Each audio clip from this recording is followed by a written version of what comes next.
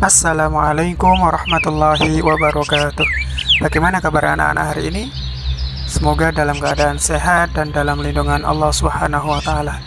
Pembahasan kali ini kita akan membahas iman kepada qada dan qadar.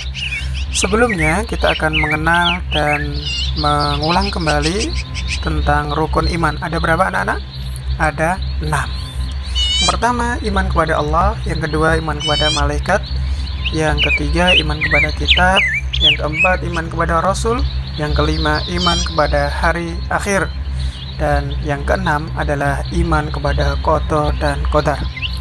Pembahasan kali ini adalah rukun iman yang keenam, yaitu iman kepada qada dan qadar. Anak yang soleh dan solehah, pernahkah anak-anak membayangkan kenapa anak-anak lahir di Indonesia? Bukan lahir di Jepang misalnya, bukan lahir di Korea misalnya. Pernahkah anak-anak berpikir, kenapa saya lahir dari orang tua yang saat ini, bukan lahir jadi anaknya presiden misalnya?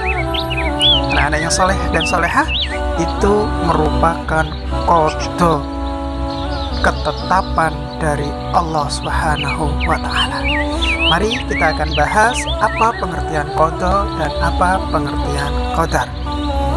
Secara bahasa, qada adalah hukum, artinya ya, qada artinya hukum, ketetapan, kehendak, pemberitahuan dan penciptaan Allah.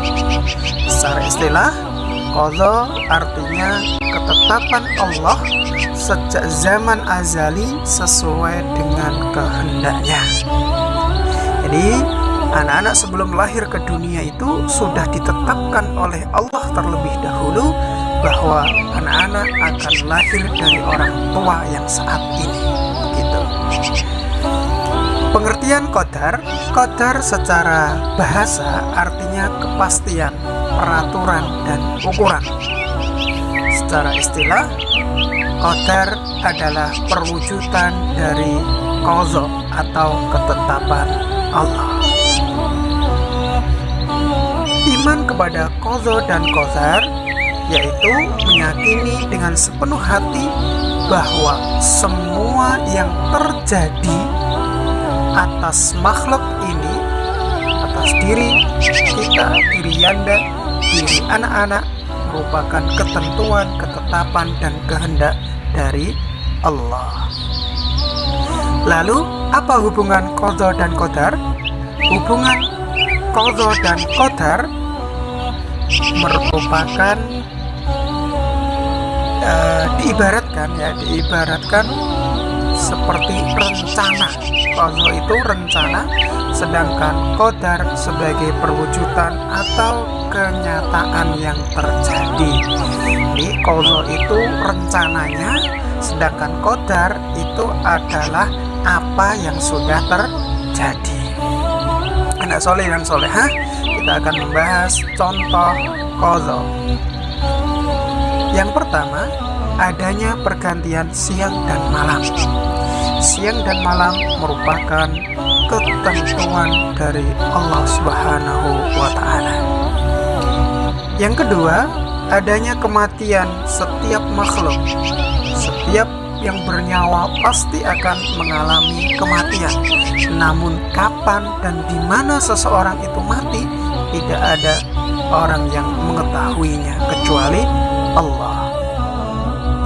Yang ketiga, perputaran bumi, bulan, dan planet pada porosnya. Anak yang soleh dan solehah, yang keempat adalah matahari terbit dari timur dan tenggelam dari barat. Itulah anak-anak semuanya contoh dari qada Allah Subhanahu wa taala. Selanjutnya kita akan membahas contoh qadar. Contoh qadar itu jika anak-anak menginginkan juara kelas, menjadi anak-anak yang pintar, nilainya bagus semuanya, maka yang ditempuh anak-anak harus belajar dengan sungguh-sungguh. Tidak ada orang yang bermalas-malasan, tidak mau belajar, nilainya menjadi bagus, ya. Maka menginginkan nilai yang bagus harus belajar dengan sungguh-sungguh.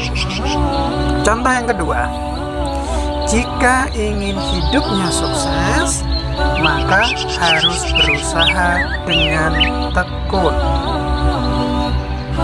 Contoh yang ketiga, jika ingin tercapai cita-citanya, harus rajin berdoa dan pantang menyerah. Anak-anak ingin jadi dokter misalnya, harus rajin belajar, rajin berdoa, meraih cita-citanya supaya jadi dokter. Ingin jadi desainer misalnya, ingin jadi pengusaha misalnya, maka cita-cita itu harus diiringi dengan rajin berdoa dan pantang menyerah. Contoh selanjutnya, jika anak-anak ingin menjadi penghafal Al-Quran, hafid Al-Quran, harus rajin murojaah, ya, harus serius. Anak-anak yang soleh dan soleha, demikianlah beberapa contoh dari qadar. Selanjutnya, qadar disebut dengan takdir, ya. Qadar disebut dengan takdir. Pembagian takdir ada dua, takdir mubrom dan takdir mu'alaq. Apa itu takdir mubrom? Takdir mubrom adalah takdir yang tidak bisa berubah. Contohnya, lahir dari suku apa? Anak-anak misalnya pengen lahir dari suku Sunda, nggak bisa karena anak-anak sudah terjadi lahir dari suku Jawa. Orang tua dari siapa? Nggak bisa milih ini, ya. Jenis kelaminnya apa, kematian dan lain sebagainya, ya. Itu contoh dari takdir mubrom. Contoh dari takdir mu'alaq, ya. Namun sebelumnya takdir mu'alaq itu apa? Takdir mu'alaq adalah takdir yang dapat dirubah dengan ikhtiar dan doa. Ikhtiar itu apa? Ikhtiar adalah usaha dengan sungguh-sungguh. Contohnya, orang yang bodoh bisa menjadi pandai, bisa menjadi pinter jika dia belajar dan berdoa. Anak-anak yang soleh dan soleha, lalu kita bisa mengambil hikmah beriman kepada qada dan qadar.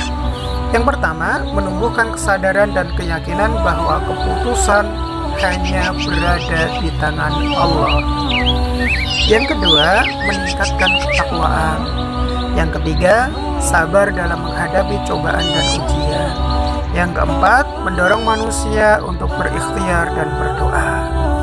Yang kelima, ya. Yang kelima, tidak mudah putus asa.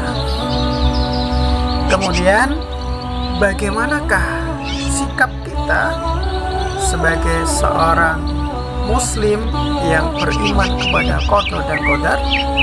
Harus yang pertama, sabar dalam menghadapi ujian dari Allah. Yang kedua, tidak putus asa dalam menerima ketentuan Allah. Yang ketiga, mendorong manusia untuk berikhtiar dan berdoa dalam meraih cita-cita. Nah, anak yang soleh dan soleha, demikian pembahasan kita kali ini, pembahasan singkat tentang qada dan qadar. Mudah-mudahan bermanfaat. Assalamualaikum warahmatullahi wabarakatuh.